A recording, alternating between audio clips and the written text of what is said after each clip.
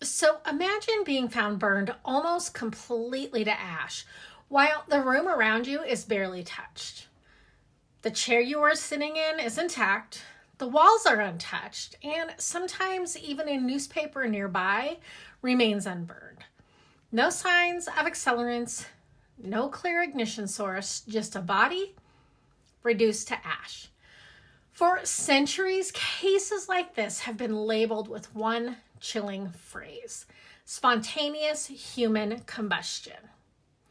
Hey there, horror friends, and welcome back to Morbid Curiosity Monday, the series where I explore the dark corners of history, folklore, and the unexplained. Today, I'm taking a closer look at one of the most disturbing and controversial phenomena ever recorded: spontaneous human combustion. Is it science misunderstood, a rare biological process, or something far stranger that we still can't fully explain? Let's take a closer look. So, spontaneous human combustion refers to cases where a human body appears to catch fire and burn without an obvious external source. These cases often share eerie similarities. The torso is almost completely destroyed. The head, feet, or hands may remain intact. The fire does not spread to surrounding objects, and there's little to no sign of struggle. In some reports, victims are found sitting peacefully, as if they never had time to react. And that's what makes this phenomenon so unsettling. It doesn't look like a typical fire, and it looks more selective. Reports of spontaneous human combustion date back hundreds of years.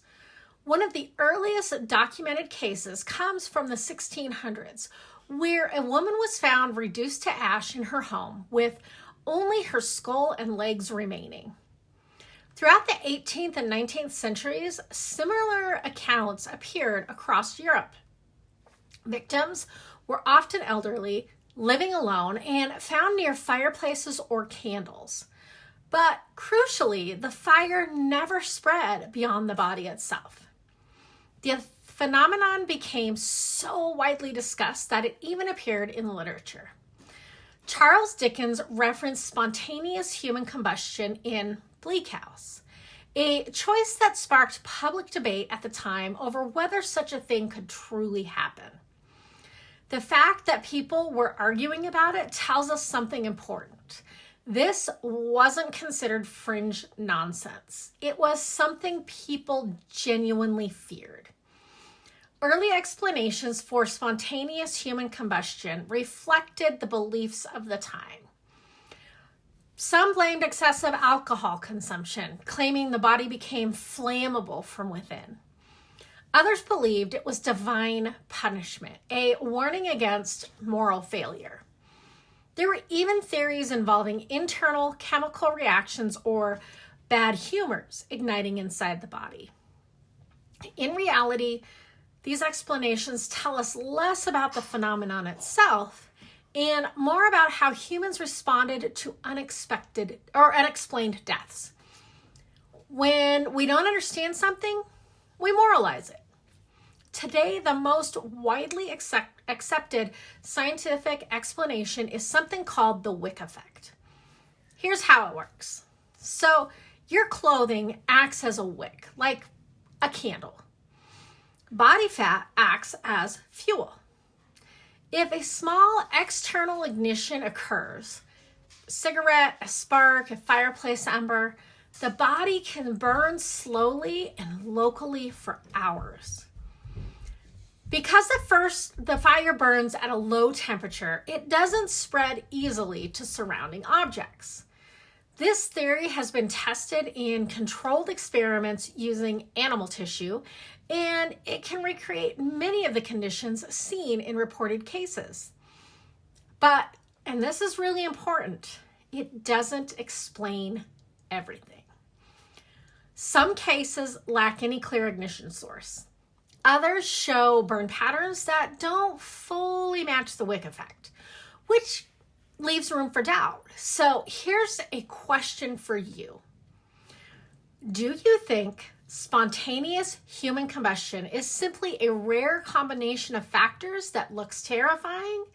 Or do you think some cases truly fall outside what we can explain? Let me know your thoughts in the comment. I'm genuinely curious. Spontaneous human combustion endures as a legend because it challenges something deeply uncomfortable.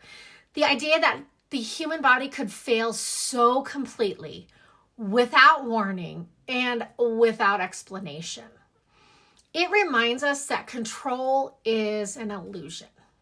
And in folklore, in horror, unexplained death becomes symbolic, not just frightening, but existential. It's not about the flames. It is about vulnerability. Over time, spontaneous human combustion became a staple of horror storytelling.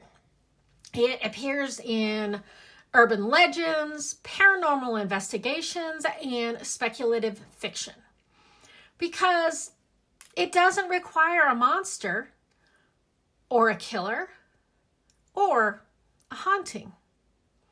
The body itself becomes the mystery.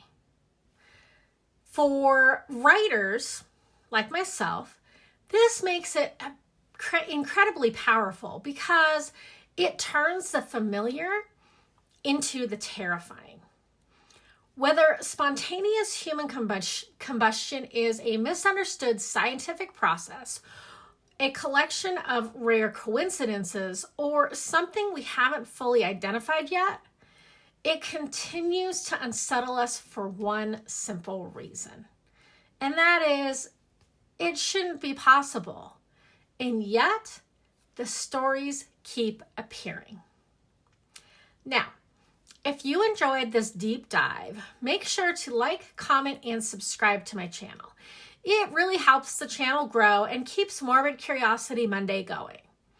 And writers, if you're fascinated by how unexplained phenomena like this become effective horror, I break that down every week on my Substack in the writer's room. You can find the links in my bio. Now, I talk about structure, symbolism, and how to turn curiosity into compelling stories. Until next time, stay curious and don't ignore the unexplained.